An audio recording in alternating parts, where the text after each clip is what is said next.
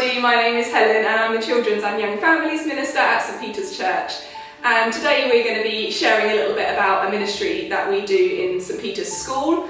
It's through a charity that we're linked with called TLG, and it stands for Transforming Lives for Good. And we take part in the early intervention scheme. And the premise of the scheme is that we, as a church, provide people called coaches to go in and meet with a child.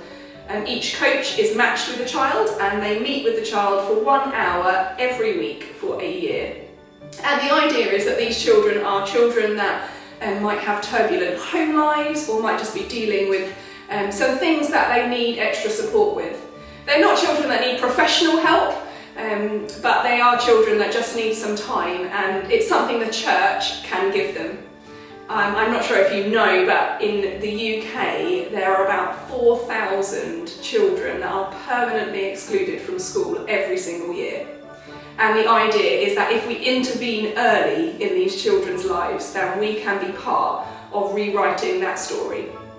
So today I'm with Nia&Paul, and they are two coaches that are meeting with children in St Peter's School, and they're going to share with you a little bit about what it's like to coach and think about whether or not you could join our team.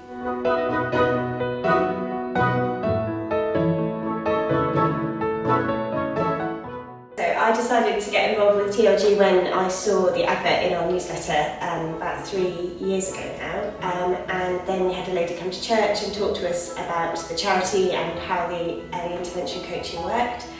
And at that time I really felt that God was calling me to go into school and to coach a child, so that's when I got involved. And slightly different from my point of view in the sense that Nia's been doing it for a number of years, so I got to see how she's found it a rewarding experience, and a combination of hearing how much she found it rewarding and enjoyable, and again hearing testimony from people sharing how valuable it was. And I work a lot with young children. We've got 2 young children ourselves, and certainly it's very easy to see how children have been really negatively affected by COVID and all sorts of other factors, and a lot of children are really struggling with school at the moment, so the help is very much needed. So when I first started, I used to coach when my boys were both at preschool because I wasn't working, I was a stay-at-home mum then. And then during the pandemic I got a job, and I asked my employer at interview, I said I want to continue with this volunteering, is it possible to be flexible with my hours? And they were really encouraging, they were really happy to support me with that, so I just take an hour in my week and make it up elsewhere.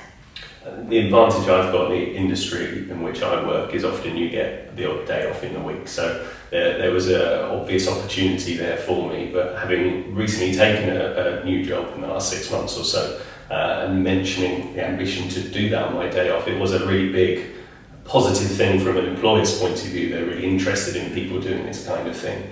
And certainly the kind of post-COVID world where people work from home a lot, there's always opportunities there. The reality is, all it is generally 1 hour a week to spend with having a chat to a kid who needs some support.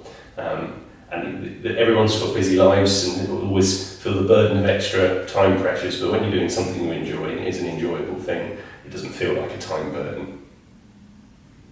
So I've had quite a few rewarding experiences with the children that I've coached. The first child that I had, we were singing carols at the Prince's Mead, and I just invited them along to come and see the church singing and enjoy the Christmas festivities, and I was really surprised when she came, and she waited for me at the end, and her mum said she wasn't going to leave without saying goodbye, so that was really lovely. I had another little girl who I just gave a card to on Easter, and she absolutely beamed, and it made my day. And it's really rewarding when they have fun with the projects that you do. We launched a rocket in the school kitchen and it got stuck behind the fridge, so that was very funny. And just anything really that makes them laugh, makes them happy, makes them enjoy their time with you is really intensely rewarding for us. Absolutely, all of that's so rewarding. It's just really enjoyable spending an hour doing fun things like building paper planes or rockets or building Lego, or baking cakes or modelling clay. All of these kind of things, it's great fun to do it, and those who have been doing it longer can see the real rewarding aspects come the end of it. And certainly there's often a lot of communication with mums and dads, and certainly there's always a lot of feedback that the kids are enjoying it, even if you don't always see it at the time. So you really do see the reward at the end of the process. I think one of the really good things to pray for would please be for connection with the children and the families that we coach. When you first go in and you meet them, they don't know you, and we need to build a rapport as quickly as possible. So that's one of the main things to pray for. Absolutely, and the other challenge we've always had, but it's even more pressing now than it used to be, is just so many more children and adult coaching volunteers. So more people to be called to come and help, because there'll be a child there for everybody. Absolutely, yeah, and their needs are even more magnified now.